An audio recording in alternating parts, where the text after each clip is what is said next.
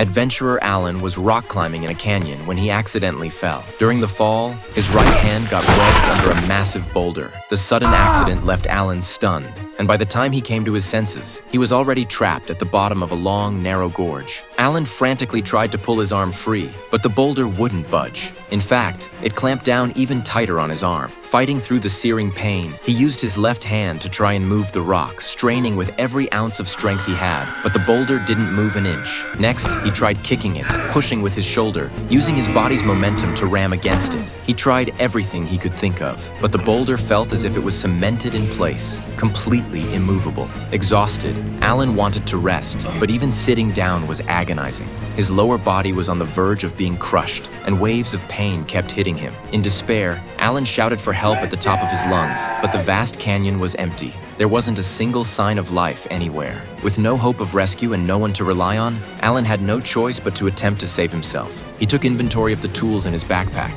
climbing rope, a DV camera, a watch, a folding knife, and less than half a bottle of water. At this point, the knife seemed the most useful. He began chiseling away at the rock face with the small blade, but it didn't take long before his hand became numb with fatigue. Hours passed, and he had only managed to chip off a bit of stone dust. Then, disaster struck. The knife slipped from his grasp and fell into a crack in the rocks beneath him. Alan quickly leaned down, but his movement was restricted. There was no way he could reach it by hand. Thinking fast, he took off his sock, found a branch, and used his toes to grip it, inching the blade back up bit by bit. Finally, after a painstaking effort, he managed to fish the knife out, but now the blade was dull. With no better option, he began sharpening it, grinding away from daylight until deep into the night. By now, Alan's mouth was parched, his throat dry. He hadn't had a single sip of water,